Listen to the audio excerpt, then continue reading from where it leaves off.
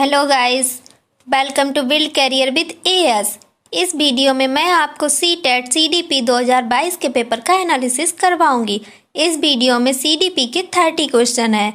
CTET exam के लिए ये वीडियो आप लोगों के लिए बहुत हेल्पफुल रहेगी, सो प्लीज़ वीडियो को एंड तक ज़रूर देखिए और अपने फ्रेंड्स को शेयर कीजिए। चलिए तो फिर स्टार्ट करते हैं। क्वेश्चन नंबर 1 है, बाल विकास के सिद्धांतों के संदर्भ में निम्न में से कौन सा कथन सही है। हमें सही कथन को बताना है। इन चारों ऑप्शन में कौन सा कथन सही है। चलिए तो फिर ऑप्शन देखते हैं। ऑप्शन फर्स्ट है, विकास शरीर के केंद्रीय भाग से बाहरी भाग की ओर होता है। सेकेंड ऑप्शन है, विकास आनुवंशिकता और पर्यावरण से प्रभावित नहीं होता। थर्ड ऑप्शन है, ऐसे क्षेत्र में विकास का अन्य क्षेत्रों के विकास पर कोई प्रभाव नहीं पड़ता। फोर्थ ऑप्शन है, विकास पूर्णतः संख्यात्मक है और इसे सटीक रूप से मापा जा सकता है। तो इसका राइट आंसर है ऑप्शन नंबर फर्स्ट, विकास शरीर के केंद्रीय भाग से बाहरी भाग की ओर होता है। जैसे पहले हाथ बढ़ते हैं, उंगलियां बाद में होती हैं, इसी तरह कहा गया कि विकास शरीर के केंद्रीय भाग से बाहरी भाग की ओर होता है। चलिए तो फिर क्वेश्चन नंबर 2 है, बच्चों में भाषा विकास किससे प्रभावित होता है। बताइए किससे प्रभावित होता है। इसके ऑप्शन है, ऑप्शन फर्स्ट केवल आनुवंशिकता से, ऑप्शन सेकेंड केवल पर्यावरण से, ऑप्शन थर्ड आनुवंशिकता एवं पर्यावरण दोनों से, फोर्थ ऑप्शन है ना आनुवंशिकता से ना पर्यावरण से। तो बताइए बच्चों में भाषा विकास किससे प्रभावित होगा।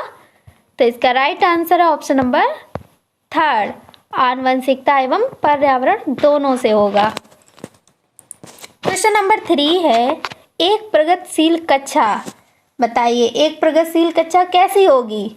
इसके ऑप्शन है, ऑप्शन फर्स्ट केवल मूक श्रवण को प्राथमिकता देता है, ऑप्शन सेकेंड अधिगमकर्ताओं की व्यक्तिगत विभिन्नताओं का सम्मान करता है, ऑप्शन थर्ड अंक उन्मुख होता है, ऑप्शन फोर अधिगम के व्यवहारवादी सिद्धांतों पर निर्धारित होता है। तो इसका राइट आंसर है ऑप्शन नंबर सेकेंड, अधिगमकर्ताओं की व्यक्तिगत भिन्नताओं का सम्मान करता है एक प्रगतिशील कक्षा। चलिए क्वेश्चन नंबर 4 है, लॉरेंस कोहलबर्ग के नैतिक विकास के सिद्धांत के अनुसार सजा टालने के लिए नियमों का पालन करना किस चरण को दर्शाता है। बताइए लॉरेंस कोहलबर्ग के अनुसार किस चरण को दर्शाएगा। तो इसके ऑप्शन है, ऑप्शन फर्स्ट प्रथा पूर्व चरण, ऑप्शन सेकेंड अमूर्त संक्रियात्मक चरण, ऑप्शन थर्ड प्रथागत चरण, ऑप्शन फोर्थ उत्तर प्रथागत चरण। तो इसका राइट आंसर है option number first, Lawrence Kohlberg के अनुसार प्रथा पूर्व चरण होगा। क्वेश्चन नंबर 5 है, अधिगम संकल्पों को सुसाध्य करने के लिए एक अध्यापिका को ऐसे तरीके प्रयोग करने चाहिए। बताइए अध्यापिका को कैसे तरीके प्रयोग करने चाहिए। इसके ऑप्शन है, ऑप्शन फर्स्ट जिसमें संकल्पों का प्रगटीकरण जटिलता से सरलता की ओर हो, ऑप्शन सेकेंड जो अपसारी चिंतन को प्राथमिकता दे होगा, थर्ड ऑप्शन है जो विभिन्न संकल्पों के बीच संबंध खोजने को महत्व दे, फोर्थ ऑप्शन है जो विद्यार्थियों के बीच प्रतिद्वंद्विता रूपी संस्कृत पैदा करे। तो बताइए इसका राइट आंसर है ऑप्शन नंबर थर्ड, जो विभिन्न संकल्पों के बीच संबंध खोजने को महत्व दे। क्वेश्चन नंबर 6 है, लेव वाइगोत्स्की का सिद्धांत मुख्यतः व्याख्या करता है। बताइए लेव वाइगोत्स्की का सिद्धांत किसकी व्याख्या करता है।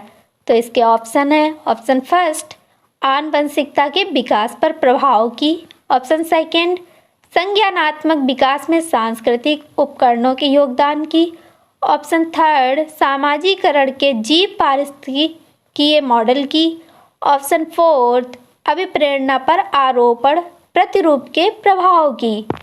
तो इसका राइट आंसर है ऑप्शन नंबर सेकेंड संज्ञानात्मक विकास में सांस्कृतिक उपकरणों के योगदान की व्याख्या करता है। क्वेश्चन नंबर 7 है, क्रिकेट पर वार्तालाप के दौरान एक अध्यापक अधिकांशतः लड़कों से सवाल पूछ रहा है और लड़कियों से नहीं। अध्यापक की यह क्रिया किसका उदाहरण है? बताइए। इसके ऑप्शन है, ऑप्शन फर्स्ट जेंडर सशक्तता, ऑप्शन सेकंड जेंडर पक्षपात, ऑप्शन थर्ड जेंडर प्रासंगिकता या संबद्धता, ऑप्शन 4 है जेंडर धमकी। तो इसका राइट आंसर है ऑप्शन नंबर सेकंड जेंडर पक्षपात। तो अध्यापक क्या कर रहा है? जेंडर पक्षपात कर रहा है। क्वेश्चन नंबर 8 है, बाल केंद्रित कक्षा में एक अध्यापिका किसको महत्व देती है? बताइए किसको महत्व देती है? इसके ऑप्शन है, फर्स्ट ऑप्शन निरंतर वस्तुनिष्ठ रूपी परीक्षाओं को, ऑप्शन सेकंड ज्ञान की सक्रिय संरचना प्रक्रिया को, ऑप्शन थर्ड किसी भी तरह से पाठ्यक्रम के समापन को, ऑप्शन फोर्थ दंड आधारित कठोर अनुशासन पद्धतियों को। तो इसका राइट आंसर है ऑप्शन नंबर सेकंड ज्ञान की सक्रिय संरचना प्रक्रिया को अध्यापिका महत्व देती है। क्वेश्चन नंबर 9 है, निम्नलिखित में से कौन सा बच्चों के समाजीकरण का प्राथमिक कारक है? तो बताइए। इसके ऑप्शन है, ऑप्शन फर्स्ट पुस्तकें और पत्रिकाएं, ऑप्शन सेकंड निकटस्थ परिवार, ऑप्शन थर्ड माता पिता का कार्यस्थल, ऑप्शन 4 अस्पताल के कर्मचारी। तो इसका राइट आंसर है ऑप्शन नंबर सेकंड समाजीकरण का प्राथमिक कारक कौन है? निकटस्थ परिवार के निकट। क्वेश्चन नंबर 10 है, निम्नलिखित में से कौन सा उम्र समूह जीन पियाजे के संज्ञानात्मक विकास के सिद्धांत के मूर्त संक्रियात्मक अवस्था या चरण के समनुरूप है? तो बताइए। इसके ऑप्शन है, ऑप्शन फर्स्ट जन्म से 2 साल, ऑप्शन सेकंड 2 से 7 साल, ऑप्शन थर्ड है ऊपर नीचे हो गए, ऑप्शन थर्ड है 7 से 11 साल, ऑप्शन फोर्थ है 11 साल से ऊपर। तो इसका राइट आंसर है ऑप्शन नंबर थर्ड 7 से 11 साल। क्वेश्चन नंबर 11 है, आप एक अध्यापक हैं जो विश्वास करता है कि बच्चे विभिन्न गतियों और अलग अलग तरीकों से सीखते हैं। आप अपनी कक्षा में ऐसी आकलन योजना करेंगे जो, बताइए कैसी आकलन योजना करेंगे? तो इसके ऑप्शन है, ऑप्शन फर्स्ट सभी विद्यार्थियों के लिए समान हो, ऑप्शन सेकंड केवल वस्तुनिष्ठ प्रश्नों को सम्मिलित करें, ऑप्शन थर्ड बच्चे के सीखने के तरीकों से संबंधित ना हो, ऑप्शन 4 आकलन के अलग अलग तरीकों पर आधारित हो।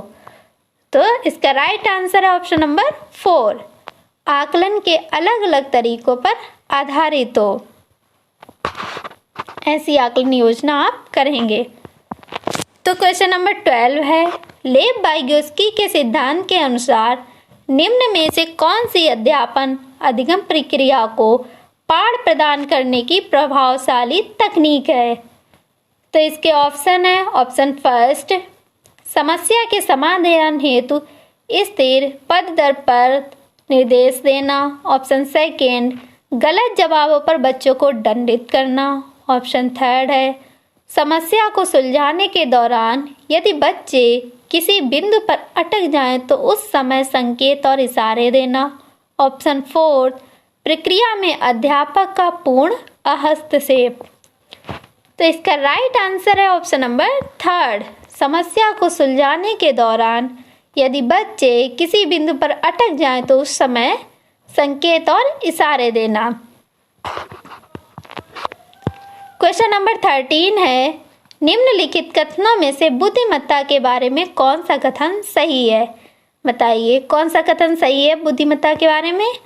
तो इसके ऑप्शन है, ऑप्शन फर्स्ट है बुद्धिमत्ता को केवल बुद्धिलब्धि परीक्षणों द्वारा ही मापा जा सकता है, ऑप्शन सेकंड है बुद्धिमत्ता संबंधी व्यक्तिगत विभिन्नताओं में आनुवंशिकता की कोई भूमिका नहीं होती, ऑप्शन थर्ड है एक क्षेत्र में उच्च बुद्धिमत्ता अन्य क्षेत्रों में भी उच्च बुद्धिमत्ता सुनिश्चित करती है।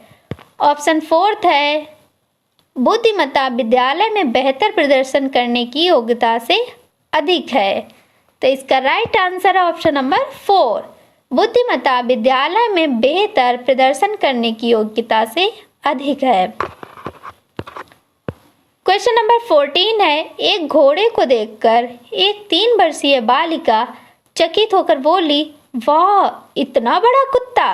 जीन पियाजे के संज्ञानात्मक विकास के सिद्धांत के अनुसार बालिका की यह प्रतिक्रिया निम्न में से किसका उदाहरण है? तो इसके ऑप्शन है ऑप्शन फर्स्ट आत्मसात्करण या समावेशन, ऑप्शन सेकंड प्रतीकात्मकता, ऑप्शन थर्ड पदार्थ स्थायित्व, ऑप्शन फोर्थ है अस्थगित अनुकरण। तो इसका राइट आंसर है ऑप्शन नंबर फर्स्ट आत्मसात्करण या समावेशन। इसका मतलब क्या है, उसने अपने पूर्व ज्ञान को नए ज्ञान से जोड़ा है। मतलब पहले वो कुत्ते को जानती थी, जब उसने घोड़े को देखा वो उसे कुत्ते की तरह लगा तो उसे भी लगा ये बड़ा कुत्ता है। तो इसका right answer option number first आत्मकरण या समावेशन। अगर आपको वीडियो पसंद आ रहा है तो प्लीज़ वीडियो को लाइक कीजिए और चैनल को सब्सक्राइब कीजिए और अपने फ्रेंड के साथ शेयर कीजिए। चलिए तो फिर क्वेश्चन नंबर 15 है भाषा एवं विचार पर लेव वाइगोत्स्की क्या सुझाते हैं? बताइए क्या सुझाते हैं? इसके ऑप्शन है ऑप्शन फर्स्ट भाषा संज्ञानात्मक विकास को निर्देशित करती है, ऑप्शन सेकेंड है संज्ञानात्मक विकास भाषा को निर्देशित करती है, ऑप्शन थर्ड है भाषा और संज्ञान में कोई संबंध नहीं है, ऑप्शन फोर्थ है संज्ञान भाषा से स्वतंत्र है। तो इसका राइट आंसर है ऑप्शन नंबर फर्स्ट भाषा संज्ञानात्मक विकास को निर्देशित करती है। क्वेश्चन नंबर 16 है बच्चों में संज्ञानात्मकता को किस प्रकार सुसाधित किया जा सकता है? तो इसके ऑप्शन है ऑप्शन फर्स्ट है अन्वेषण को प्रोत्साहित करके, ऑप्शन सेकेंड है अध्यापक केंद्रित शिक्षा शास्त्र द्वारा, ऑप्शन थर्ड है लगातार अभ्यास और दोहराकर, ऑप्शन फोर्थ है केवल अनुकरण द्वारा। तो इसका राइट आंसर है ऑप्शन नंबर फर्स्ट अन्वेषण को प्रोत्साहित करके। क्वेश्चन नंबर 17 है गुणज वैकल्य सीधे तौर पर निम्न में से किससे संबंधित है? बताइए गुणज वैकल्य किससे संबंधित है? तो इसके ऑप्शन है ऑप्शन फर्स्ट गति विषयक असक्ता से, ऑप्शन सेकंड दूसरों के प्रेरकों या इरादों को समझने में प्रभाविता से, ऑप्शन थर्ड है सांगीतिक योग्यता से, ऑप्शन फोर है गणितीय संकल्पों के अधिगम में कठिनता से। तो इसका राइट आंसर है ऑप्शन नंबर 4 गणितीय संकल्पों के अधिगम में कठिनता से गुणज वैकल्य संबंधित है। क्वेश्चन नंबर 18 है शिक्षा का अधिकार अधिनियम 2009 के अंतर्गत निजी विद्यालयों में आर्थिक रूप से कमजोर वर्ग के विद्यार्थियों के दाखिले हेतु सीटों के आरक्षण का प्रावधान है। इन छात्रों के सफल समावेशन हेतु एक अध्यापक को किस तरह के शिक्षा शास्त्र का प्रयोग करना चाहिए? बताइए किस तरह के शिक्षा शास्त्र का प्रयोग करना चाहिए? तो इसके ऑप्शन है ऑप्शन फर्स्ट भेदभावात्मक, ऑप्शन सेकेंड अलगावात्मक, ऑप्शन थर्ड साम्यता पर आधारित, ऑप्शन फोर समानता पर आधारित। तो इसका right answer option number third साम्यता पर आधारित। क्वेश्चन नंबर 19 है एक समावेशी कक्षा में सूचना को किस तरह से प्रस्तुत करना चाहिए? तो बताइए इसके ऑप्शन है ऑप्शन फर्स्ट शाब्दिक रूप में, ऑप्शन सेकेंड दृश्य रूप में, ऑप्शन थर्ड मौखिक रूप में, ऑप्शन फोर्थ बहुल रूप में। तो इसका राइट आंसर ऑप्शन नंबर 4 बहुल रूप में प्रस्तुत करना चाहिए। क्वेश्चन नंबर 20 है, शिक्षा की समकालीन नीतियों के अनुसार दिव्यांग बच्चों की शिक्षा के लिए कौन सा मॉडल सुझाया गया है? तो इसके ऑप्शन है, ऑप्शन फर्स्ट व्यावसायिक शिक्षा, ऑप्शन सेकेंड समावेशी शिक्षा, ऑप्शन थर्ड अलगावी शिक्षा, ऑप्शन फोर्थ सम्मिलित एकीकृत शिक्षा। तो इसका राइट आंसर है ऑप्शन नंबर सेकेंड समावेशी शिक्षा। दिव्यांग बच्चों की शिक्षा के लिए समावेशी शिक्षा का मॉडल सुझाया गया है। क्वेश्चन नंबर 21 है, अधिगम प्रक्रिया के बारे में निम्नलिखित में से कौन सा कथन गलत है? जो गलत ऑप्शन होगा हमें वही चूज करना है। तो इसके ऑप्शन है, ऑप्शन फर्स्ट है अधिगम एक निरंतर प्रक्रिया है, ऑप्शन सेकेंड है अधिगम प्रक्रिया में त्रुटियां और गलतियां अप्रासंगिक हैं, ऑप्शन थर्ड है अधिगम व्यक्तिगत एवं पर्यावरण कारकों पर आधारित है, ऑप्शन फोर है अधिगम चक्रीय रूप से होता है अनुरेखीय रूप से नहीं। तो इसका राइट आंसर है ऑप्शन नंबर सेकेंड अधिगम प्रक्रिया में त्रुटियां और गलतियां अप्रासंगिक हैं, जबकि ऐसा नहीं है। अधिगम प्रक्रिया में त्रुटियां और गलतियां प्रासंगिक हैं। जब गलतियां होंगी तभी सुधार होगा और तभी शिक्षा में प्रगति होगी। तो गलतियां शिक्षा में या किसी भी काम में गलतियां करना आवश्यक है, इससे सुधार होगा।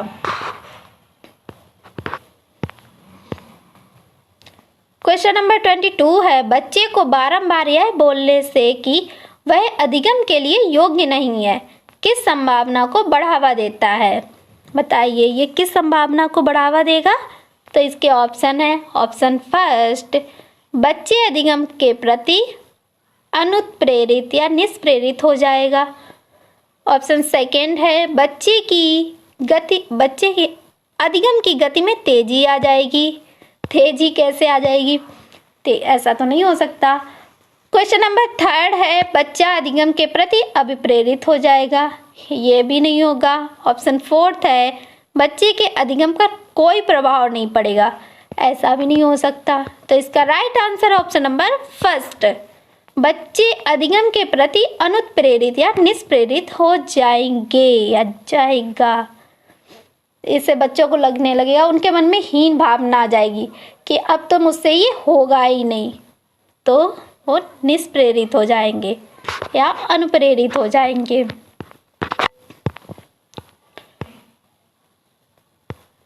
डबल बार हो गया।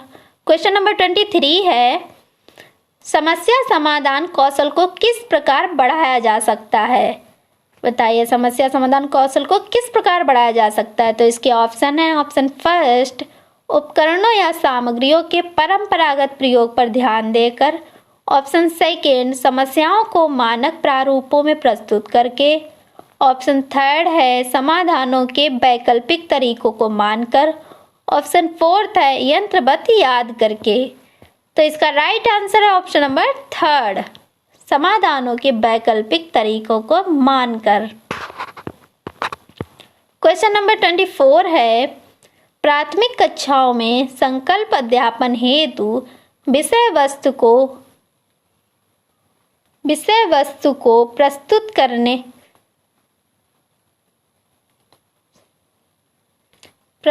करने का कौन सा क्रम सर्वाधिक उपयुक्त है?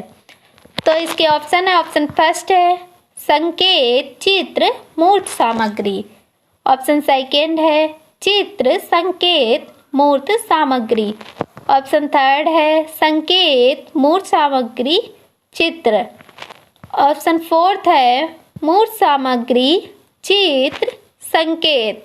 तो इसका राइट आंसर ऑप्शन नंबर 4 मूर्त सामग्री चित्र संकेत।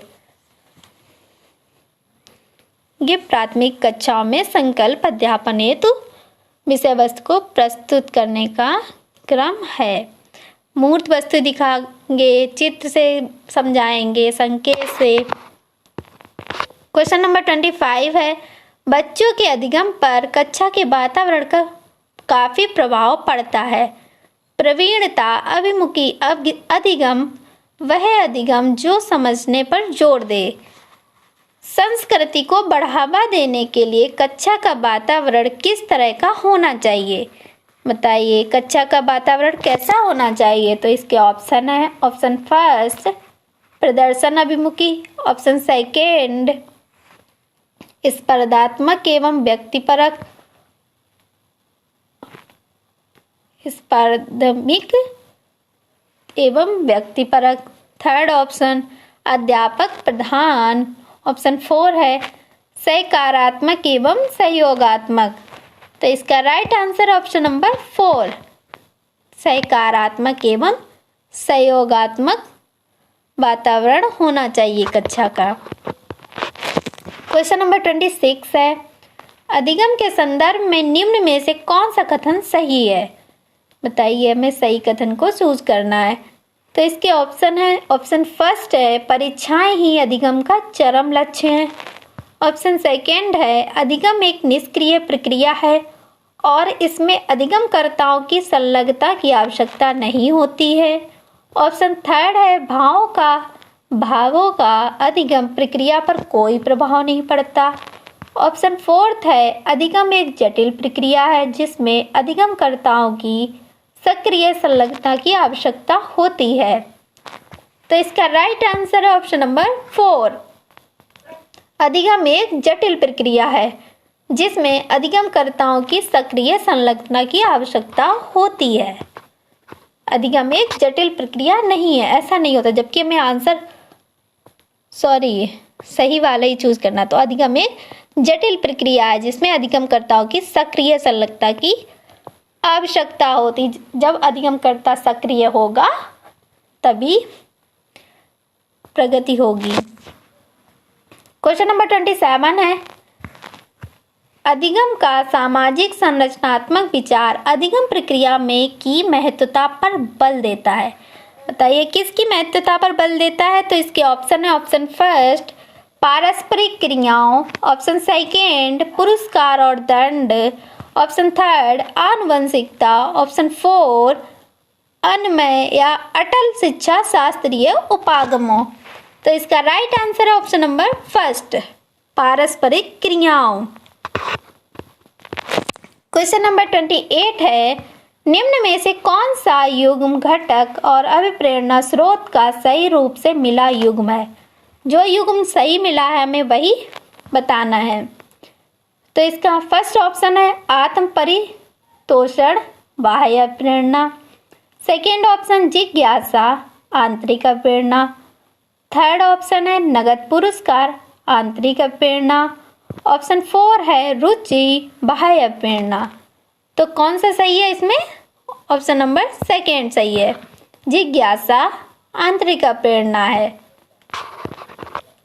क्वेश्चन नंबर 29 है, विद्यार्थियों में संकल्पनात्मक समझ को सुसाध्य करने हेतु एक अध्यापिका को बताइए, एक अध्यापिका को क्या करना चाहिए? तो इसके ऑप्शन है, ऑप्शन फर्स्ट छात्रों को केवल यंत्रवत रूप से सीखने के लिए प्रोत्साहित करना चाहिए, ऑप्शन सेकेंड है संकल्पों के वार्तालाप उदाहरण और गैर उदाहरण को सम्मिलित नहीं करना चाहिए, ऑप्शन थर्ड है जो प्रस्तुत किया गया है और जो पहले से ही ज्ञात है उन दोनों में संबंध स्थापित करने के अवसर प्रदान करने चाहिए, ऑप्शन 4 है अध्यापन की व्याख्यान विधि पर ही सीमित रहना चाहिए। तो इसका राइट आंसर है ऑप्शन नंबर थर्ड, जो प्रस्तुत किया गया है और जो पहले से ही ज्ञात है उन दोनों में संबंध स्थापित करने के अवसर प्रदान करने चाहिए। क्वेश्चन नंबर 30 और इस वीडियो का लास्ट क्वेश्चन। तो 30 क्वेश्चन क्या कहता है, निम्न में से कौन से कारक अधिगम को प्रभावित करते हैं? बताइए, अब कौन कौन से कारक हैं जो अधिगम को प्रभावित करते हैं? ए है अभिप्रेरणा, बी सामाजिक संदर्भ, सी संवेग, डी शिक्षा शास्त्रीय उपागम। तो कौन से कूट सही है? Option number first A, B और डी, ऑप्शन सेकेंड ए, सी और डी, ऑप्शन थर्ड बी और सी, ऑप्शन 4 A, B, C और D। तो इसका right answer option number 4 A, B, C और D चारों सही है। अधिगम को प्रभावित कौन कौन करता है? प्रेरणा भी करता है, सामाजिक संदर्भ भी करता है, संवेग भी करता है, शिक्षा शास्त्रीय उपागम भी। तो इसका राइट आंसर है ऑप्शन नंबर 4। अगर आपको वीडियो पसंद आया है तो प्लीज़ वीडियो को लाइक कीजिए और चैनल को सब्सक्राइब कीजिए। और आपको वीडियो कैसा लगा ये कमेंट में ज़रूर बताइए और अपने फ्रेंड्स के साथ शेयर कीजिए। Thank you. Hello guys, welcome to build career with A S. इस वीडियो में मैं आपको सीटेट ईवीएस 2022 के पेपर का एनालिसिस करवाऊंगी। इस वीडियो में ईवीएस के 30 क्वेश्चन हैं। सीटेट एग्जाम के लिए ये वीडियो आप लोगों के लिए बहुत हेल्पफुल रहेगी, सो प्लीज़ वीडियो को एंड तक ज़रूर देखिएगा। सीटेट एग्ज़ाम में अब बहुत कम दिन रह गए हैं, तो फिर आप लोग ज़्यादा से ज़्यादा प्रैक्टिस सेट सॉल्व कीजिए और प्रीवियस ईयर क्वेश्चन भी सॉल्व कीजिए। चलिए तो फिर स्टार्ट करते हैं। क्वेश्चन नंबर 1 है,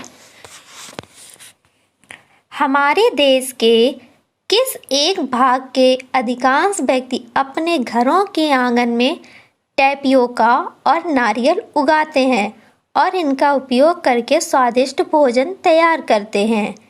बताइए कहाँ के लोग हैं जो अपने घरों के आंगन में टैपियोका और नारियल उगाते हैं? चलिए तो इसके ऑप्शन है। Option first Kerala, option second Goa, option third Assam, option 4 Andhra Pradesh. तो इसका राइट आंसर है ऑप्शन फर्स्ट केरल।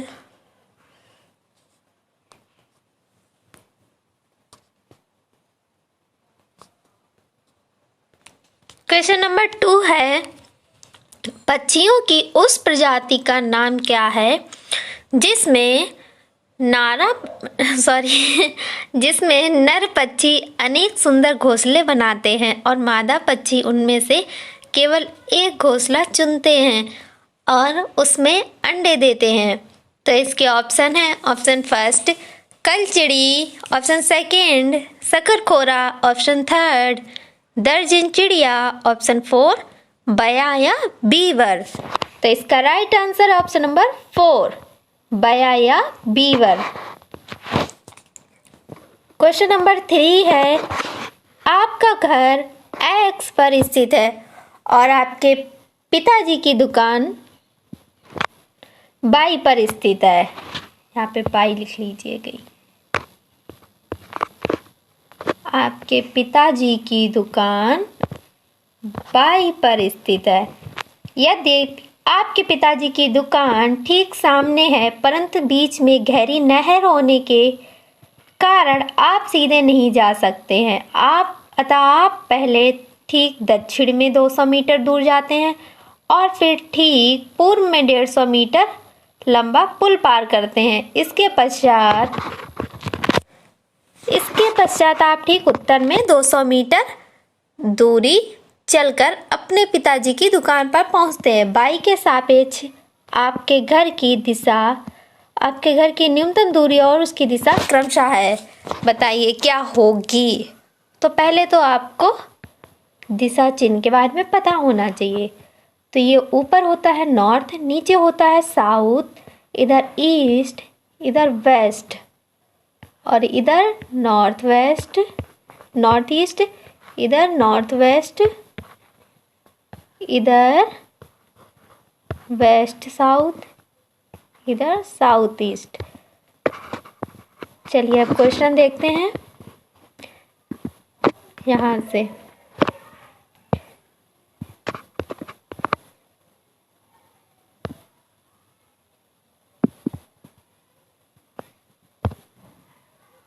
क्वेश्चन क्या है यहाँ से, आप पहले ठीक दक्षिण में 200 मीटर दूर जाते हैं। तो पहले आप दक्षिण मीटर आ गए 200, उसके बाद फिर ठीक पूर्व में 150 मीटर लंबा पुल पार करते, फिर 150 मीटर आप पूर्व में गए, फिर आप ठीक उत्तर में 200 मीटर, उत्तर कहाँ है? ऊपर, तो आप 200 मीटर गए। ये है एक्स से। अब यहाँ आप पहुँच गए बाई पर हैं, तो बाई के समझ अब यहाँ पे डायरेक्शन साइन बना लीजिए। तो ये एक्स से इधर किधर डायरेक्शन है? 150 मीटर ठीक पश्चिम। तो आपका right answer option number first. Question number 4 है, डॉक्टर ने किसी व्यक्ति को प्रतिदिन दवाइयों के साथ हरे पत्तेदार सब्जियां, आंवला और गुड़ खाने का सुझाव दिया। यह व्यक्ति कोई रोगी होना चाहिए जो पीड़ित है। बताइए किस रोग से ये रोगी पीड़ित होगा? तो इसके ऑप्शन है, ऑप्शन फर्स्ट एनीमिया से, ऑप्शन सेकंड बुखार से, ऑप्शन थर्ड मलेरिया से, ऑप्शन 4 मियादी बुखार से। तो बताइए किससे पीड़ित होगा? एनीमिया से। तो इसका right answer option number first. Question number 5 है, ब्रॉन्ज कांसा एक मिश्र धातु है जिसके प्रमुख संघटक हैं। बताइए कौन से इसके प्रमुख संघटक हैं? तो इसके ऑप्शन है, ऑप्शन फर्स्ट सीसा यानी लेड और टिन, ऑप्शन सेकंड कॉपर यानी तांबा और टिन, ऑप्शन थर्ड कॉपर यानी तांबा और जिंक यानी जस्ता, ऑप्शन 4 एल्यूमिनियम कॉपर यानी तांबा और टिन। तो इसका राइट आंसर है ऑप्शन नंबर सेकंड। किसके संघटक हैं? कॉपर और टिन के। ब्रॉन्ज कॉपर और टिन का संघटक है। क्वेश्चन नंबर 6 है, दुनिया में प्रसिद्ध पश्मीना के बारे में नीचे दिए गए कथनों पर विचार कीजिए। बताइए कथन ए है, एक पश्मीना शॉल में 6 स्वेटरों के बराबर गर्मी होती है। कथन बी है, कोमल पश्मीना पहाड़ी बकरियों की एक विशेष नस्ल से एकत्र किया जाता है जो 5000 मीटर ऊंचे पहाड़ों पर रहती है। कथन सी है, अत्यधिक सर्दी से बचाने के लिए बकरियों के शरीर पर गर्म बालों की एक परत उग जाती है। कथन डी है, पतले बालों को बकरियों के शरीर से काटने के पश्चात मशीनों द्वारा बुनाई की जाती है। तो बताइए कौन सा कोड सही है? तो ऑप्शन ए है केवल बी, ऑप्शन सेकंड है केवल डी, ऑप्शन थर्ड है ए सी और डी, ऑप्शन 4 है ए बी और सी। तो इसका राइट आंसर है ऑप्शन नंबर 4, ए बी और सी सही हैं। तो क्या कहते हैं ए बी और सी? ए कहता है एक पश्मीना शॉल में 6 स्वेटरों के बराबर गर्मी होती है, ये सही है। बी क्या कहता? कोमल पश्मीना पहाड़ी बकरियों की एक विशेष नस्ल से एकत्र किया जाता है जो 5000 मीटर ऊंचे पहाड़ों पर रहती हैं, तो ये भी सही है। सी क्या कहता है? अत्यधिक सर्दी से बचाने के लिए बकरियों के शरीर पर गर्म बालों की एक परत उग जाती है, तो सी कथन भी सही है। कथन ए और बी और सी सही है और डी गलत है। क्वेश्चन नंबर 7 है, किस वर्ष भुज कहाँ है? गुजरात में भूकंप आया था जिसमें कम से कम 1000 लोगों की मृत्यु हो गई थी। बताइए भुज किस वर्ष आया था? तो इसके ऑप्शन है, option first 2000, option second 2001, option third 2002, option 4 2004। तो बताइए किस वर्ष आया था भुज में भूकंप? तो 2001 में आया था। Option number second is right. अगर आपको वीडियो पसंद आ रहा है तो वीडियो को लाइक कीजिए और चैनल को सब्सक्राइब कीजिए और अपने फ्रेंड्स को शेयर कीजिए। तो क्वेश्चन नंबर 8 है, हमारे देश की राजधानी की स्थिति के सापेक्ष हिमाचल प्रदेश की राजधानी शिमला और मध्य प्रदेश की राजधानी भोपाल क्रमशः स्थित हैं। बताइए कैसे स्थित हैं? ऑप्शन फर्स्ट उत्तर और दक्षिण में, ऑप्शन सेकंड दक्षिण पूर्व और उत्तर पश्चिम में, ऑप्शन थर्ड दक्षिण पश्चिम और उत्तर पश्चिम में, ऑप्शन 4 उत्तर पूर्व और उत्तर पश्चिम में। तो इसका राइट आंसर है ऑप्शन नंबर फर्स्ट, उत्तर और दक्षिण में स्थित है। क्वेश्चन नंबर 9 है, शिमला हिमाचल प्रदेश में रहने वाला कोई व्यक्ति पहले भोपाल मध्य प्रदेश का भ्रमण करना चाहता है और इसके पश्चात वह गांधीनगर गुजरात जाना चाहता है। उसकी यात्रा की दिशाएं होंगी, कैसी होंगी उसकी यात्रा की दिशाएं? तो इसके ऑप्शन है, ऑप्शन फर्स्ट दक्षिण पूर्व और इसके पश्चात पश्चिम की ओर। ऑप्शन सेकेंड दक्षिण पश्चिम और इसके पश्चात पूर्व की ओर। ऑप्शन थर्ड दक्षिण और इसके पश्चात पश्चिम की ओर। ऑप्शन फोर्थ दक्षिण और इसके पश्चात पूर्व की ओर। तो इसका राइट आंसर है ऑप्शन नंबर थर्ड। किस ओर होंगी? दक्षिण में आएगा और फिर इसके बाद पश्चिम की ओर होंगी। क्वेश्चन नंबर 10 है, हमारे देश के किस राज्य या केंद्र शासित प्रदेश की सीमा समुद्र तट अरब सागर से लगती है? बताइए किस राज्य या केंद्र शासित प्रदेश की सीमा लगती है? तो इसके ऑप्शन है, option first Andhra Pradesh, option second Karnataka, option third Puducherry, option four Paschim Bangal. तो किसकी लगती है? कर्नाटक की लगती है। तो option second is right option. Question number 11 है, विशेष प्रकार का नृत्य जिसे चिराव कहते हैं कहाँ के लोगों द्वारा किया जाता है?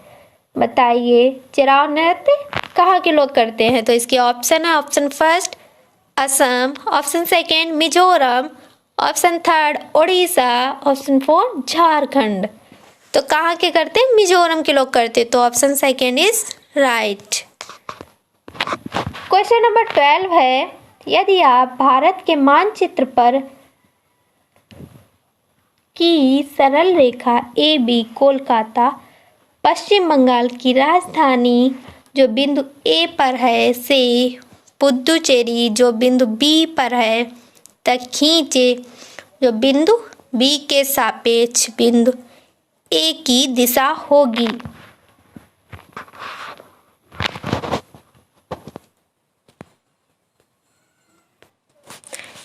तो इसके ऑप्शन है, ऑप्शन फर्स्ट ठीक दक्षिण, ऑप्शन सेकेंड ठीक पश्चिम, ऑप्शन थर्ड दक्षिण पश्चिम, ऑप्शन फोर उत्तर पूर्व। तो इसका राइट आंसर है ऑप्शन नंबर 4। किस दिशा में होगी? उत्तर पूर्व में। क्वेश्चन नंबर 13 है, उस महिला व्यायामी खिलाड़ी का क्या नाम है जिसने 12 वर्ष की आयु में ही वजन उठाने का अभ्यास आरंभ कर दिया था, 130 किलो तक का वजन उठाने में सफलता प्राप्त की तथा अंतरराष्ट्रीय प्रतिस्पर्धाओं में 29 मेडल जीते? बताइए कौन थी वो?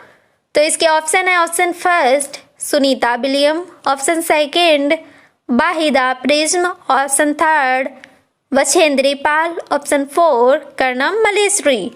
तो इसका right answer option number 4 Karnam Malleswari है। क्वेश्चन नंबर 14 है, किसी पर्यटक ने एर्नाकुलम टाउन से बड़ोदरा जाने के लिए 10 नवंबर 2021 को ट्रेन में प्रवेश किया। ट्रेन एर्नाकुलम टाउन से 22:40 चली और 12 नवंबर 2021 को 14:10 बजे बड़ोदरा पहुंची। यदि इन दोनों शहरों के रेलवे स्टेशनों के बीच की दूरी 1896 किलोमीटर है तो पर्यटक की यात्रा के समय ट्रेन की औसत चाल थी। तो चलिए इसे सॉल्व करते हैं। औसत चाल बराबर क्या होता है? दूरी बटे समय। तो पहले तो समय को निकालते हैं। तो किस टाइम चले? 22:40 पर, मतलब 10 नवंबर को चले 10:40 पर और पहुँचे कर 12 नवंबर को 14:10, यानी कि 12 नवंबर को पहुँचे 3:10 दोपहर के। तो फिर इसका अगर जब टाइम काउंट करेंगे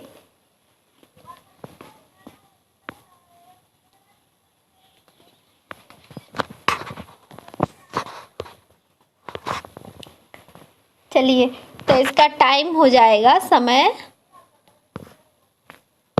दूरी कितनी दी हुई है 1896 बटे समय कितना हो जाएगा 39.5। जब हम इसको काटेंगे तो आएगा ये 8 किलोमीटर पर हॉवर। तो इसका right answer option number 3। Question number 15 है, मसालों का वह समूह जिसके प्रत्येक सदस्य को केरल में उगाया जाता कौन सा है? बताइए वह समूह कौन सा होगा? तो इसके ऑप्शन है, ऑप्शन फर्स्ट काली मिर्च, हल्दी, तेज पत्ता। ऑप्शन सेकंड है तेज पत्ता, काली मिर्च, इलायची। ऑप्शन थर्ड है जीरा, लाल मिर्च, तेज पत्ता। ऑप्शन 4 है जीरा, काली मिर्च, इलायची। तो बताइए कौन सा है जो केरल में उगाया जाता? तो ऑप्शन सेकंड सही है, तेज पत्ता, काली मिर्च और इलायची। क्वेश्चन नंबर 15 रिपीट हो गया।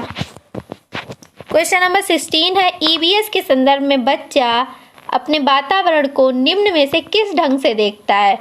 बताइए किस ढंग से देखता है? इसके ऑप्शन है, ऑप्शन फर्स्ट उसके पृथक रूप से। ऑप्शन सेकंड उसके समग्र रूप से। ऑप्शन थर्ड उसके साधारण रूप से। ऑप्शन 4 उसके थीम के रूप में। तो कैसे देखता है? तो इसके ऑप्शन है, ऑप्शन सेकंड सही है, उसके समग्र रूप से देखता है। क्वेश्चन नंबर 17 है, ईवीएस के पाठ्यचर्या की रूपरेखा निम्न आधार पर बनाई गई है। किस आधार पर बनाई गई? तो इसके ऑप्शन है, ऑप्शन फर्स्ट विषय वस्तु। ऑप्शन सेकंड पाठ्यक्रम। ऑप्शन थर्ड थीम पर। ऑप्शन 4 विषय वस्तु एवं पाठ्यक्रम दोनों पर। तो इसका right answer option number 3 theme पर। इसमें 6 थीमें दी गई थी। कौन कौन सी थी ये 6 थीम? एक थी परिवार एवं मित्र, और आसपास का वातावरण, और था भोजन और आवास और जल और यात्रा। ये 6 थीम बताई गई हैं। क्वेश्चन नंबर 18 है, एनसीएफ 2005 कक्षा 3 से 5 तक ईवीएस को तक ऐसे विषय के रूप में देखता है जो निम्न प्रत्ययों एवं विचार वस्तु को आपस में एकीकृत करता है। बताइए। तो इसके ऑप्शन है, ऑप्शन फर्स्ट विज्ञान एवं सामाजिक विज्ञान। ऑप्शन सेकंड विज्ञान सामाजिक विज्ञान भाषाएं एवं गणित। ऑप्शन थर्ड है विज्ञान सामाजिक विज्ञान एवं पर्यावरण शिक्षा। ऑप्शन 4 है विज्ञान सामाजिक विज्ञान एवं भाषाएं। तो इसका राइट आंसर है ऑप्शन नंबर 3 विज्ञान सामाजिक विज्ञान एवं पर्यावरण शिक्षा। क्वेश्चन नंबर 19 है, एक ईवीएस की अध्यापिका को अपनी ईवीएस की कक्षा में निम्न में से किन चुनौतियों का सामना करना पड़ सकता है? तो बताइए। इसके ऑप्शन है, ऑप्शन फर्स्ट कक्षा के बहुसांस्कृतिक आयाम। कथन बी है प्रत्येक विद्यार्थी की भावनाएं। सी क्या कहता है? प्रत्येक के समुदाय संस्कृति एवं जीवन शैली। डी कक्षा के अनुशासन तथा उसकी व्यवस्था। तो बताइए कौन से कूट सही हैं? तो इसके ऑप्शन है, ऑप्शन फर्स्ट ए और डी। ऑप्शन सेकंड बी और डी। ऑप्शन थर्ड सी और डी। ऑप्शन 4 ए बी और सी।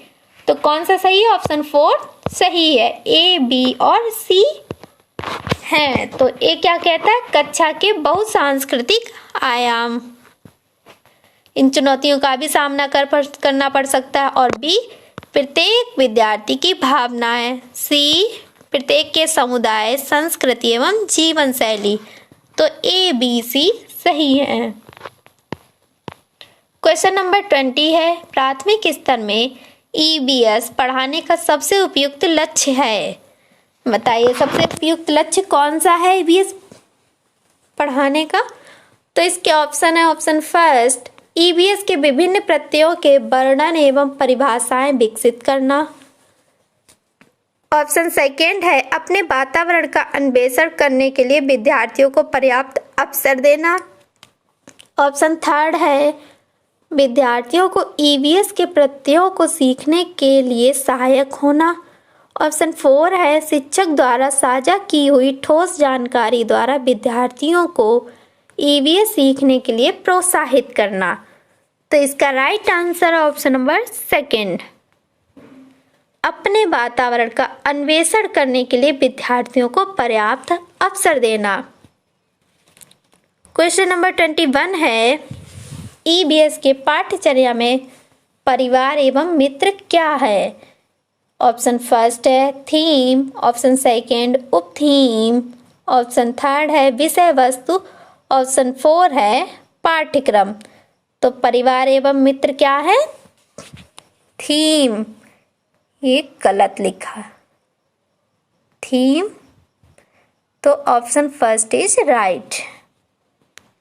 क्वेश्चन नंबर 22 है, अर्थपूर्ण ईवीएस की शिक्षा संभव हो सकती है यदि, इसके ऑप्शन है ऑप्शन फर्स्ट विद्यार्थियों के स्थानीय अनुभव विद्यालय के अनुभवों से संबंधित हों, ऑप्शन सेकंड है विद्यालय के ज्ञान का प्रयोग ज्ञान की रचना के लिए किया गया हो, ऑप्शन थर्ड है विद्यार्थियों के स्थानीय अनुभवों को उचित महत्व न दिया जाए, ऑप्शन 4 है प्रशिक्षित ईवीएस के शिक्षकों के अनुभवों का प्रयोग किया गया हो।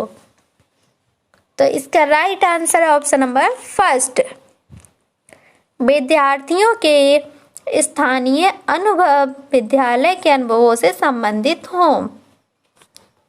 क्वेश्चन नंबर 23 है, ईवीएस की शिक्षा में शिक्षकों द्वारा किए गए क्रियाकलापों के पश्चात प्रामाणिक एवं अर्थपूर्ण शिक्षा हेतु डैश होना चाहिए। बताइए क्या होना चाहिए? इसके ऑप्शन है ऑप्शन फर्स्ट विचार विमर्श, ऑप्शन सेकंड क्रियाकलापों की सूची बनाना, ऑप्शन थर्ड है क्रियाकलापों के चरण याद करना, ऑप्शन 4 है क्रियाकलापों की पुनरावृत्ति करना। तो इसका राइट आंसर है ऑप्शन नंबर फर्स्ट विचार विमर्श होना चाहिए। क्वेश्चन नंबर 24 है, ईवीएस कक्षाओं में सामूहिक गतिविधियों द्वारा सीखने को बढ़ावा दिया जाता है क्योंकि, इसके ऑप्शन है ऑप्शन फर्स्ट यह सहपाठी अधिगम उपलब्ध कराती हैं, ऑप्शन सेकेंड है यह विद्यार्थियों में सामाजिक आदान प्रदान को सुधारती हैं, ऑप्शन थर्ड है यह विद्यार्थियों में सहपाठी एवं सामाजिक अधिगम उपलब्ध कराती हैं व उसमें सुधार लाती हैं, ऑप्शन 4 है विद्यार्थी केवल सामूहिक शिक्षा की मांग करते हैं। तो इसका राइट आंसर ऑप्शन नंबर 3, यह विद्यार्थियों में सहपाठी एवं सामाजिक अधिगम उपलब्ध कराती हैं व उसमें सुधार लाती हैं। क्वेश्चन नंबर 25 है, निम्नलिखित में से क्या ईवीएस के अधिगम में प्रक्रिया कौशल को चिन्हित करता है?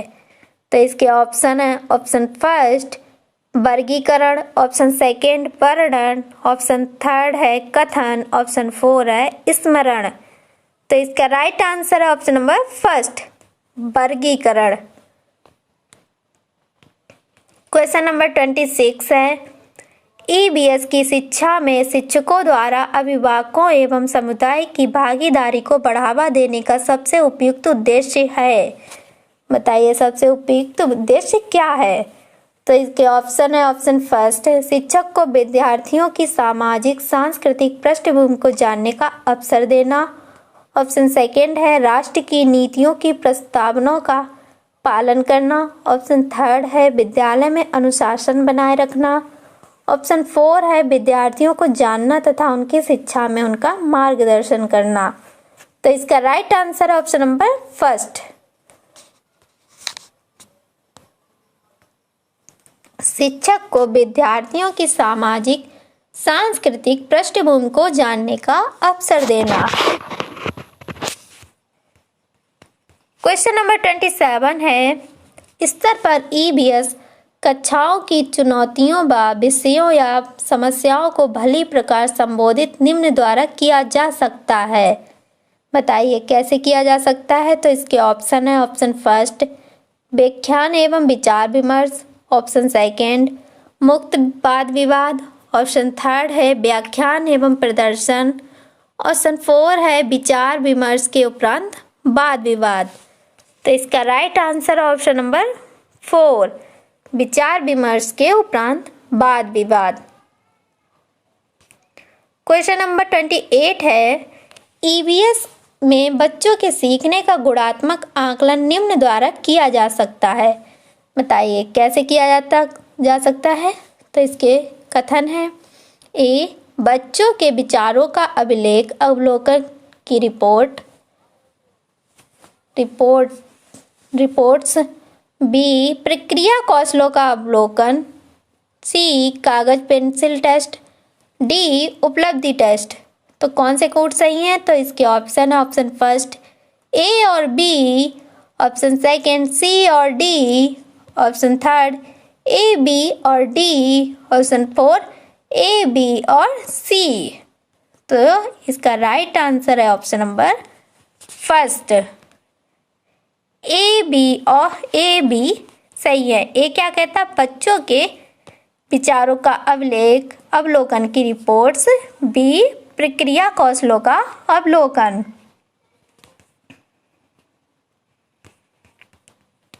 क्वेश्चन नंबर 29 है, निम्न में कौन सा ईवीएस शिक्षण में रचनात्मक आकलन का उपकरण है।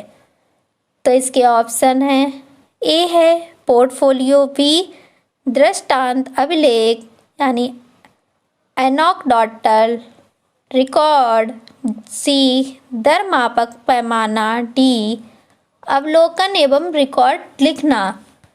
तो इसके कौन से कोड सही हैं। इसके ऑप्शन है, ऑप्शन फर्स्ट ए, बी और सी, ऑप्शन सेकेंड ए, बी और डी, ऑप्शन थर्ड ए, सी और D, option four A, B, सी और डी। तो इसका राइट आंसर ऑप्शन नंबर 4 ए, बी, सी और डी चारों सही हैं।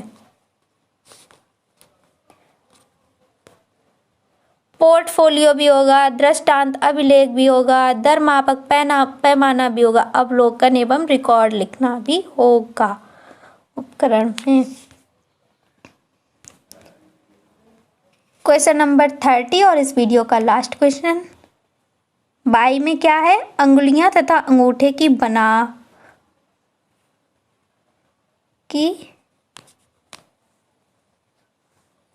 अंगुलियां तथा अंगूठे की छाप के उपयोग से पशुओं के चित्र बनाना। ये इधर आ गया जबकि इसकी लाइन थी। एक्स में है चित्र बनाना। उपयुक्त वाक्यांश में एक्स तथा वाई को पहचाने। तो क्या कहता है एक्स और वाई। ए है एक्स क्रिया है तथा वाई संज्ञा है। बी एक्स क्रियापरत क्रिया है तथा वाई पाठ्य वस्तु है। सी एक्स संज्ञानात्मक क्रिया है तथा वाई पाठ्य वस्तु है। डी एक्स पाठ्य वस्तु है तथा वाई क्रिया है। तो कौन सा कोड सही है। ए, बी, सी और डी। सेकेंड है ए, बी और सी। थर्ड है बी, सी और डी। फोर्थ है ए, सी और डी। तो इसका आंसर ऑप्शन नंबर सेकेंड सही है। ए, बी और सी सही है और डी गलत। क्या कहता है। ए एक्स क्रिया है तथा वाई संज्ञा है। बी एक्स क्रियापरत क्रिया है तथा वाई पाठ्य वस्तु है। सी एक्स संज्ञानात्मक क्रिया है तथा वाई पाठ्य वस्तु है। अगर आपको वीडियो पसंद आए तो प्लीज़ वीडियो को लाइक कीजिए और चैनल को सब्सक्राइब कीजिए। और आपको वीडियो कैसा लगा ये कमेंट में ज़रूर बताइए और अपने फ्रेंड्स को शेयर कीजिए। Thank you. Hello guys, welcome to build career with A S. इस वीडियो में मैं आपको सीटेट हिंदी 2022 का पेपर का एनालिसिस करवाऊंगी। इस वीडियो में हिंदी के 30 क्वेश्चन हैं। सीटेट एग्जाम के लिए ये वीडियो आप लोग के लिए बहुत हेल्पफुल रहेगी, सो प्लीज़ वीडियो को एंड तक ज़रूर देखिएगा। सीटेट एग्जाम में मोस्टली क्वेश्चन रिपीट होते हैं, तो प्रीवियस ईयर पेपर ज़रूर सॉल्व कीजिएगा। चलिए तो फिर स्टार्ट करते हैं गद्यांश से, और गद्यांश को ध्यान से पढ़िएगा और फिर क्वेश्चन को सॉल्व कीजिए।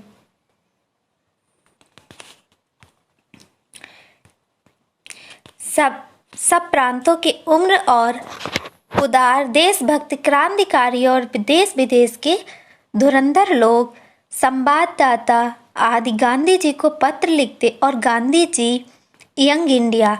देखिए गद्यांश को आप लोग ध्यान से पढ़िएगा, कभी कभी कुछ क्वेश्चन गद्यांश में और भी एग्जाम्स के लिए इम्पोर्टेंट हो जाते हैं। जैसे यही है यंग इंडिया, ये हिंदी में भी क्वेश्चन आ सकता है, गांधी जी का कौन सा पत्र है, या यंग इंडिया किसका पत्र है, ये क्वेश्चन जीएस में भी आ सकता है।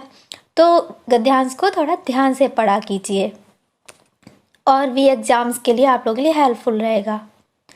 चलिए आगे पढ़ते हैं। यंग इंडिया के कॉलमों में उनकी चर्चा किया करते महादेव गांधी जी की यात्राओं के और प्रतिदिन को उनकी गतिविधियों के साप्ताहिक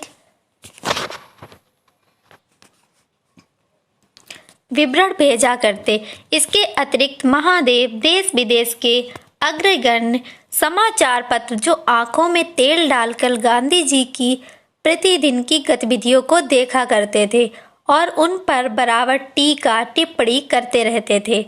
उनको आड़े हाथ लेने वाले लेख भी समय समय पर लिखा करते थे।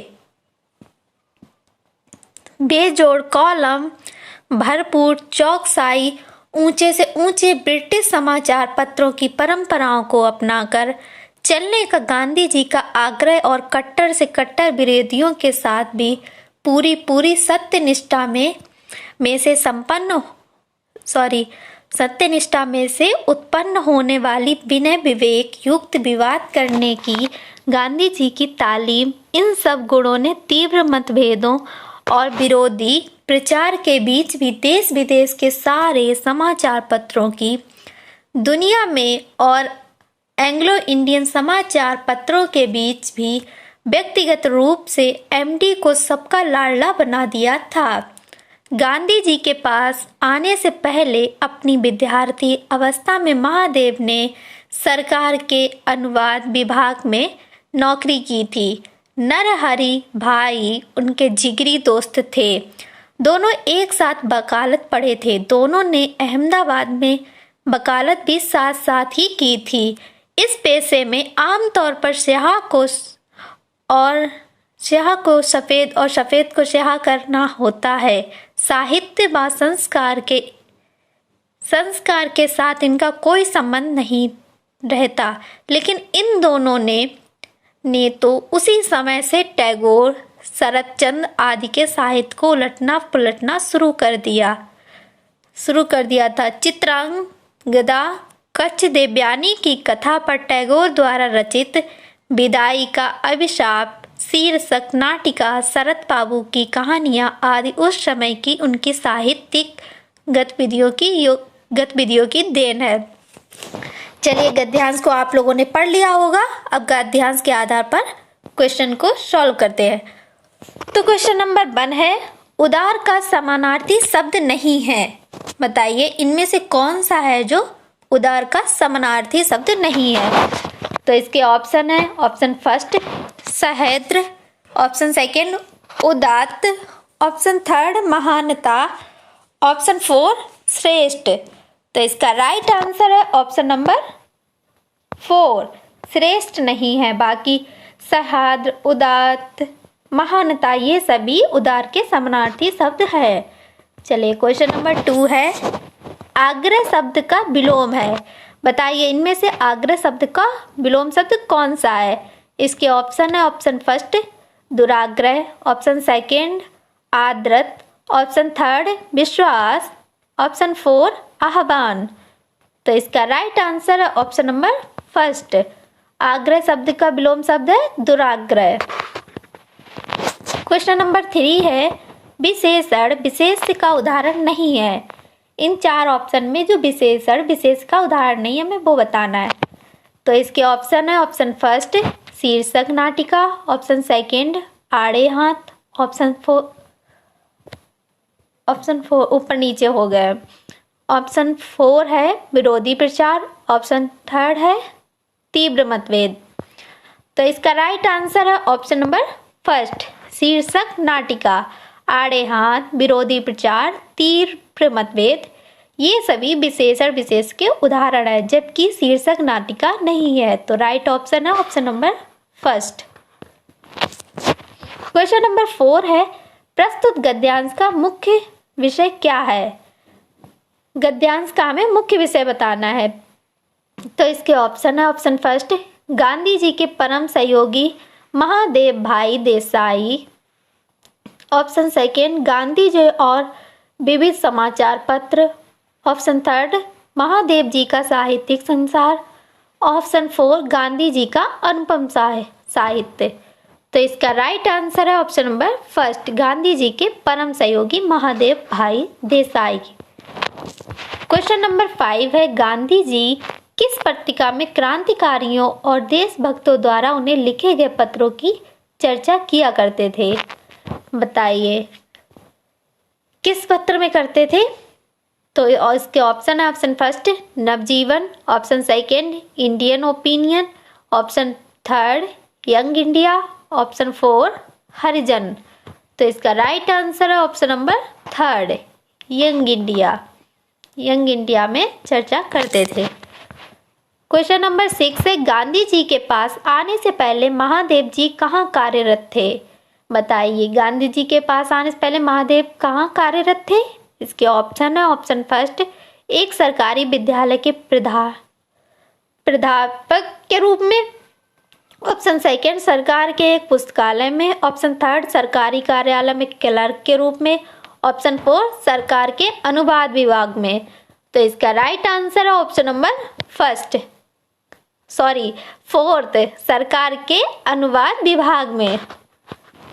क्वेश्चन नंबर 7 है, गद्यांश के अनुसार किस पेशे में काले को सफेद व सफेद को काला करना होता है? तो इसके ऑप्शन है, ऑप्शन फर्स्ट पुलिस के, ऑप्शन सेकेंड वकील के, ऑप्शन थर्ड अनुवादक के, ऑप्शन 4 राजनीति के। तो इसका राइट आंसर है ऑप्शन नंबर सेकेंड, वकील के। वकील के पेशे में काले को सफेद व सफेद को काला करना होता है। क्वेश्चन नंबर 8 है, किन प्रसिद्ध साहित्यकारों के साहित्य में महादेव जी व उनके दोस्तों की रुचि थी? बताइए किस में रुचि थी? First option Rabindranath Tagore, second option Sharat Chandra Chatterjee और थर्ड ऑप्शन फर्स्ट और सेकेंड दोनों, फोर्थ ऑप्शन महात्मा गांधी। तो इसका राइट आंसर है ऑप्शन नंबर थर्ड, फर्स्ट और सेकेंड रविन्द्रनाथ टैगोर और शरत चंद्र चटर्जी। क्वेश्चन नंबर 9 है, संस्कार में कौन सा उपसर्ग है? तो इसके ऑप्शन है सम, सा, सम, संग बोलेंगे, सेकेंड ऑप्शन सम, थर्ड ऑप्शन संस, फोर्थ ऑप्शन कार। तो इसका राइट आंसर है ऑप्शन नंबर सेकेंड, सम उपसर्ग है संस्कार में। चलिए अब क्वेश्चन नंबर 100 से 105 तक पद्यांश से क्वेश्चन है, तो पद्यांश को ध्यान से पढ़िएगा और फिर क्वेश्चन को सॉल्व करिए। चलिए तो पद्यांश स्टार्ट करते हैं। क्या परिचय दूं मैं अपना, द्रौपदी, पांचाली, कृष्णा या ग्रसेनी? सभी संज्ञाएं विशेषण हैं या संबंध सूचक। कभी गौर किया है तुमने, मेरा कोई नाम नहीं। द्रोणाचार्य के अपमान का बदला चुकाने को पिता को चाहिए था एक योद्धा, और धृष्टद्युम्न के पीछे यज्ञ की अग्नि से औचक ही निसृत मैं। सबको स्तंभ कर खुद ही प्रयोजन बनती रही आजन्म। सुई की नोक के बराबर भूमि न पाने वालों के औरस, अब तक मुझ पर उंगली उठाते थकते नहीं कि लाखों लोगों की मृत्यु का कारण मैं रही। और भी कई कहानियां बुन ली हैं उन्होंने, महज इसलिए कि मैं कभी रोई नहीं, गिड़गिड़ाई नहीं। न माँ के सम्मुख जब उन्होंने बांट दिया 5 बेटों में, और न कुरुसभा में जहाँ 5-5 पतियों के बावजूद मैं अकेली पड़ गई। चलिए पद्यांश को पढ़ लिया होगा, अब पद्यांश के आधार पर क्वेश्चन को सॉल्व करते हैं। तो क्वेश्चन नंबर 10 है, निसरस शब्द है। बताइए निसरस शब्द कैसा है? इसके ऑप्शन है, ऑप्शन फर्स्ट तत्सम, ऑप्शन सेकेंड तद्भव, ऑप्शन थर्ड देशज, ऑप्शन फोर्थ विदेशज। तो इसका राइट आंसर है ऑप्शन नंबर फर्स्ट। नीसरस शब्द तत्सम है। अगर आपको वीडियो पसंद आ रहा है तो प्लीज़ वीडियो को लाइक कीजिए और चैनल को सब्सक्राइब कीजिए और अपने फ्रेंड के साथ शेयर कीजिए। चलिए क्वेश्चन नंबर 11 है, द्रोणाचार्य शब्द का संधि विच्छेद क्या है? बताइए क्या है। इसके ऑप्शन है, ऑप्शन फर्स्ट द्रोणाधनचार्य, ऑप्शन सेकंड द्रोणधनचार्य, ऑप्शन थर्ड द्रोणधन आचार्य, ऑप्शन फोर द्रोणाधन आचार्य। तो क्या होगा द्रोणाचार्य का संधि विच्छेद? तो इसका राइट आंसर है ऑप्शन नंबर थर्ड द्रोणधन आचार्य। क्वेश्चन नंबर 12 है, यहाँ पांचाली से क्या आश्रय है? बताइए पांचाली से क्या आश्रय है? तो इसके ऑप्शन है, ऑप्शन फर्स्ट 5 पतियों की पत्नी, ऑप्शन सेकंड 5 पांचाल देश की राजकुमारी, ऑप्शन थर्ड पांचाल जाति के लोग, ऑप्शन फोर्थ 5 बेटों की माँ। तो इसका राइट आंसर है ऑप्शन नंबर सेकंड पांचाली से क्या आश्रय है? पांचाल देश की राजकुमारी। क्वेश्चन नंबर 13 है, पिता को चाहिए था एक योद्धा। यहाँ किस योद्धा की बात हो रही है?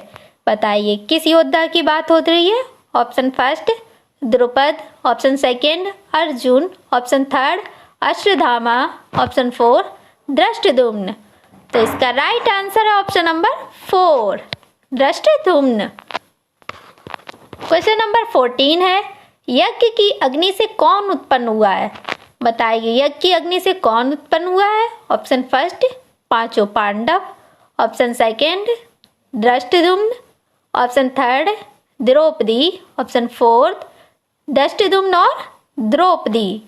तो इसका राइट आंसर है ऑप्शन नंबर 4 धृष्टद्युम्न और द्रौपदी। क्वेश्चन नंबर 15 है, कुरु सभा में उपस्थित द्रौपदी के पतियों को क्या कहा जाता है? बताइए उनके पतियों को क्या कहते हैं? Option first Panchal, option second Kuru, option third Pandav, option four Abhir. तो इसका राइट आंसर है ऑप्शन नंबर थर्ड पांडव कहते हैं। क्वेश्चन नंबर 16 है, सभी बच्चे उन गतिविधियों द्वारा अभिप्रेरित होते हैं। बताइए किन गतिविधियों द्वारा अभिप्रेरित होते हैं? तो इसके ऑप्शन है, ऑप्शन फर्स्ट जिनकी योजना वयस्क द्वारा बनाई जाती है, ऑप्शन सेकंड जिनकी योजना बच्चों द्वारा बनाई जाती है, ऑप्शन थर्ड जो बच्चों के लिए अर्थपूर्ण होती है, ऑप्शन फोर्थ जो अध्यापकों के लिए अर्थपूर्ण होती है। तो इसका राइट आंसर है ऑप्शन नंबर थर्ड जो बच्चों के लिए अर्थपूर्ण होती है। क्वेश्चन नंबर 17 है, प्राथमिक स्तर पर किसी गतिविधि या किसी खेल के लिए अनुदेशन दिया जाना चाहिए।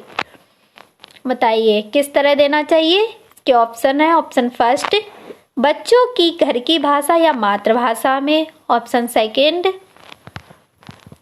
द्वितीय भाषा या अंग्रेजी भाषा में, ऑप्शन थर्ड विद्यालय की भाषा या राज्य की भाषा में, ऑप्शन फोर शिक्षक की भाषा या अनुदेशन के माध्यम में। तो इसका राइट आंसर है ऑप्शन नंबर फर्स्ट बच्चों की घर की भाषा या मातृभाषा में अनुदेशन देना चाहिए। क्वेश्चन नंबर 18 है, निम्नलिखित कथनों के संदर्भ में कौन सा विकल्प सही नहीं है?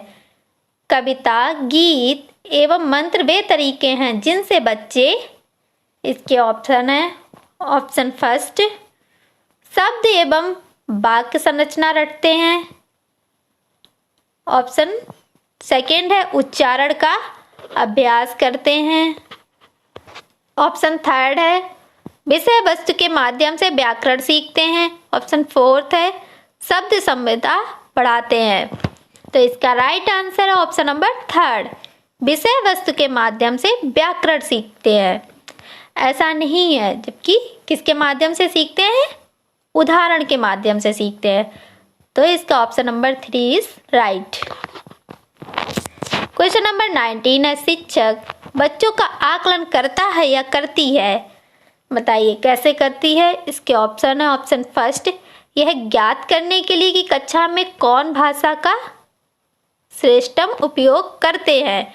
ऑप्शन सेकेंड है यह पता लगाने के लिए कि बच्चों की सीखने में कहाँ कमी आ रही है।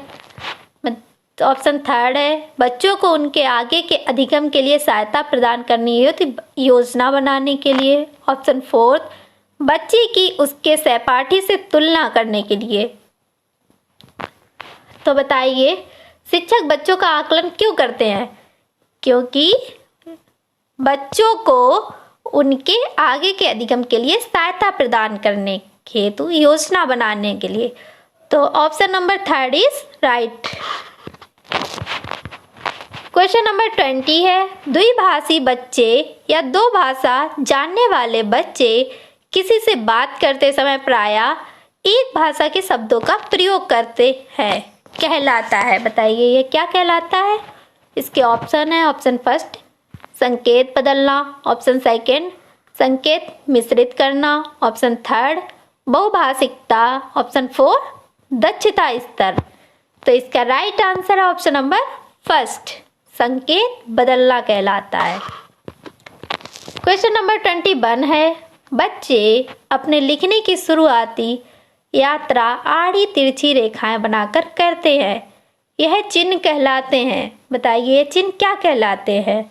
इसके ऑप्शन है ऑप्शन फर्स्ट चित्रकारी, ऑप्शन सेकेंड कीरम कांटे या स्क्रिबलिंग, ऑप्शन थर्ड है लिखना, ऑप्शन फोर है स्वयं की बर्तनी। तो ये चिन्ह क्या कहलाते हैं? इसका ऑप्शन है ऑप्शन सेकेंड कीरम कांटे या स्क्रिबलिंग।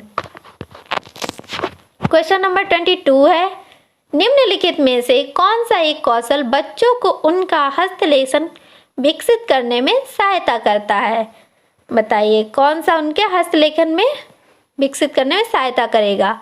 इसके ऑप्शन है ऑप्शन फर्स्ट अलमारी में कपड़ों को फैलाना, ऑप्शन सेकेंड कुछ छलका देना, ऑप्शन थर्ड तीलियां उठाना, ऑप्शन फोर धागे में मन के पिरोना। तो इसका राइट आंसर है ऑप्शन नंबर फोर धागे में मन के पिरोना।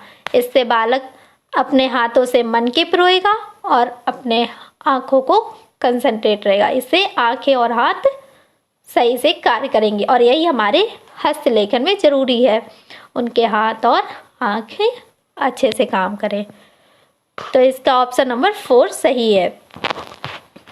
क्वेश्चन नंबर 23 है निम्नलिखित में से कौन सा भाषा की पुस्तक में चित्रों के बारे में सबसे महत्वपूर्ण है?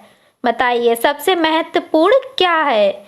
इसके ऑप्शन है ऑप्शन फर्स्ट चित्र अपरिचित एवं याद किए जा सकने वाले संदर्भों में भाषा को समझने में मदद करते हैं, ऑप्शन सेकेंड है चित्र शिक्षार्थी द्वारा अपने आसपास क्या देखा सुना और महसूस किया को मिलाने में सहायता करते हैं, ऑप्शन थर्ड है बच्चों की दृश्य साक्षरता विकसित करते हैं, ऑप्शन फोर है चित्र बनाने वाले तथा शिक्षक की कला एवं सौंदर्य बोध की सराहना करते हैं।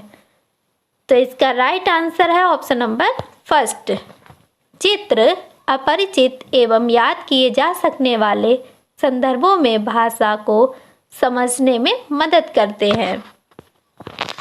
क्वेश्चन नंबर 24 है कहानियाँ बच्चों को भाषा अधिगम का आनंद लेने तथा उनमें विकसित करने के लिए प्रोत्साहित करती हैं। बताइए क्या विकसित करने के लिए प्रोत्साहित करती हैं? इसके ऑप्शन है ऑप्शन फर्स्ट साहित्य की सराहना बोध, ऑप्शन सेकेंड भाषा के रूपों को, ऑप्शन थर्ड जीवन कौशल, ऑप्शन फोर गत्यात्मक कौशल। तो इसका राइट आंसर है ऑप्शन नंबर फर्स्ट साहित्य की सराहना बोध। क्वेश्चन नंबर 25 है बच्चों में भाषा जैविक रूप से उपस्थित होती है तथा वह भाषा बच्चों में ठीक उसी तरह से विकसित होती है जैसे कि अन्य जैविक कार्य। यह कथन किसने कहा? बताइए यह किस मनोवैज्ञानिक के कथन है? तो इसके ऑप्शन है ऑप्शन फर्स्ट बी एफ होगा, यहाँ पे के नहीं है, यहाँ पे एफ।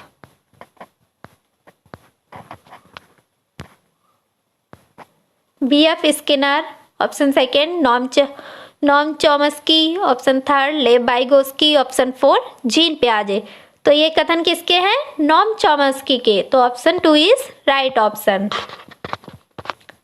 क्वेश्चन नंबर 26 है, प्रभावी रूप से व्याकरण पढ़ाने के बारे में निम्नलिखित में से कौन सा एक कथन सही नहीं है? बताइए कौन सा एक कथन सही नहीं है।